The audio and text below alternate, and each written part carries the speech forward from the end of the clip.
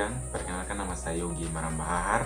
Saya semester 5, Peminatan Kesehatan Lingkungan dan Keselamatan Kerja, Prodi Ilmu Kesehatan Masyarakat, Fakultas Kesehatan Masyarakat, Universitas Nusa Cendana.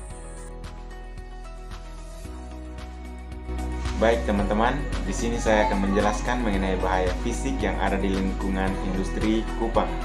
Kita ketahui bahwa bahaya fisik di tempat kerja cukup banyak. Contohnya seperti terpapar kebisingan intensitas tinggi, suhu ekstrim, intensitas penerangan kurang memadai, getaran, radiasi, dan lain-lain. Tetapi kali ini saya akan menjelaskan mengenai bahaya fisik kebisingan yang ada di lingkungan kerja industri pembuatan tahu Oebufu Kupang. Selamat menyaksikan ya.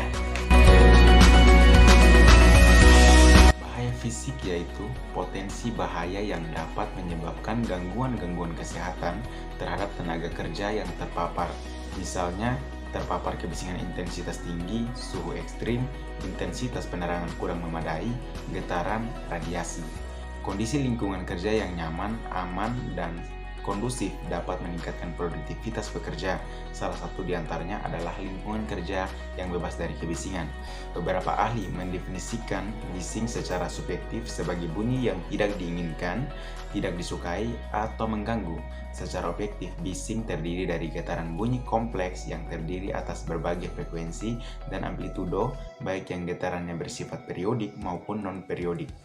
Di lingkungan industri, bising dapat berupa yang pertama, bising kontinu, berspektrum luas dan menetap dengan batas amplitudo kurang lebih 5 desibel untuk periode waktu 0,5 detik. Contohnya suara mesin, suara kipas angin, dan lain-lain. Bising kontinu dapat berspektrum sempit dan menetap, misalnya bunyi gergaji sirkuler, bunyi katup, dan gas, dan lain-lain. Bising terputus-putus atau intermittent noise, yaitu bising yang tidak berlangsung terus-menerus, melainkan ada periode relatif berkurang, contohnya pada bunyi pesawat terbang dan bunyi kendaraan yang lalu lintas di jalan. Bising karena pukulan kurang dari 0,1 detik atau bunyi pukulan berulang. Bising dapat juga berasal dari ledakan tunggal atau explosive noise. Bising jenis itu memiliki perubahan tekanan bunyi melebihi 40 desibel dalam waktu sangat cepat dan biasanya mengejutkan pendengarnya. Contohnya bunyi ledakan, ialah tembakan senapan atau meriam. Jenis bising lain adalah ledakan berulang, contohnya mesin tempa di perusahaan. Bising dapat terdengar datar atau berfluktuasi. Beberapa sumber bising yang menjadi penyebab polusi adalah bising mesin produksi pada pabrik, bising mesin jet, mesin turbin pada kapal laut, letusan senjata, bising dari alat bantu kerja seperti mesin pemotong rumput, bising alat pemecah beton atau aspal, bising alat penghisap debu elektrik, sampai pada bising kendaraan alat angkut atau transportasi. Bising dapat menimbulkan berbagai gangguan kesehatan pada pekerja, antara lain gangguan fisiologi dapat berupa peningkatan darah, percepatan denyut nadi, peningkatan ketegangan otot. Efek fisiologi tersebut disebabkan oleh peningkatan rangsang sistem saraf otonom yang merupakan mekanisme pertahanan tubuh terhadap keadaan bahaya yang terjadi secara spontan. Yang kedua, gangguan psikologi dapat berupa stres tambahan apabila bunyi tersebut tidak diinginkan dan mengganggu. Hal tersebut dapat menimbulkan gangguan sulit tidur, emosional, dan gangguan konsentrasi yang secara tidak langsung dapat membahayakan keselamatan tenaga kerja. Yang ketiga, gangguan komunikasi dapat menyebabkan terjadinya kesalahan, misalnya tidak dapat mendengar instruksi yang diberikan. Yang keempat, gangguan pendengaran. Gangguan pendengaran akibat pajanan bising adalah penyakit akibat kerja yang sering dijumpai banyak pekerja industri. Gangguan pendengaran akibat bising dapat ringan sampai berat akibat pajanan bising yang berlangsung lama, yang menyebabkan kerusakan pada sel-sel rambut yang juga terjadi bertahun. National Institute for Occupational Safety and Health dan Indonesia menetapkan nilai ambang batas bising di tempat kerja sebesar 85 desibel. Bila NAB ini dilampaui terus-menerus dalam waktu lama, maka dapat menimbulkan Noise Induced Hearing Loss atau NHIL.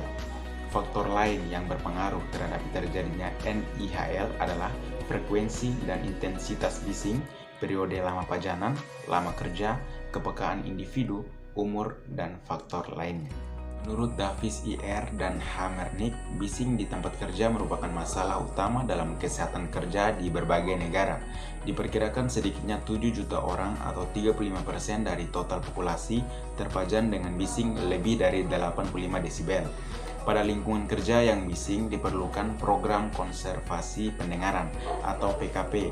PKP merupakan program yang diterapkan di lingkungan tempat kerja untuk mencegah gangguan pendengaran akibat terpajan kebisingan pada pekerja.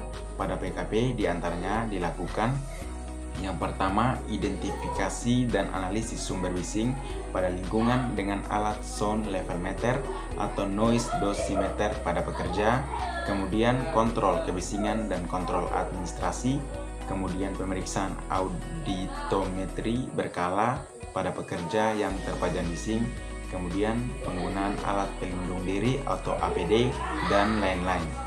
Kontrol kebisingan dapat dilakukan dengan: 1. Pengendalian pada sumber. Beberapa teknik yang dapat dilakukan adalah sebagai berikut. A. Meredam bising yang ada. B. Mengurangi luas permukaan yang bergetar. C. Mengatur kembali tempat sumber. D. Mengatur waktu operasi mesin. E. Memperkecil atau pengurangan volume. F. Pembatasan jenis dan jumlah lalu lintas, dan lainnya. Kemudian yang kedua, pengendalian pada media bising. Langkah-langkahnya sebagai berikut. A. Memperbesar jarak sumber bising dengan pekerjaan. B. Memasang peredam suara pada dinding dan langit-langit. C. Membuat ruang kontrol agar dapat dipergunakan untuk mengontrol pekerjaan dari ruang terpisah. Kemudian yang ketiga, pengendalian pada penerimaan. Pengendalian dengan cara ini dapat dilakukan dengan beberapa cara, antara lain: A. Memberi alat pelindung diri seperti air plug, air move, dan helmet.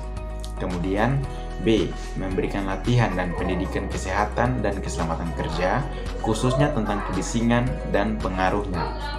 Baik teman-teman, sekian penjelasan saya mengenai bahaya kebisingan.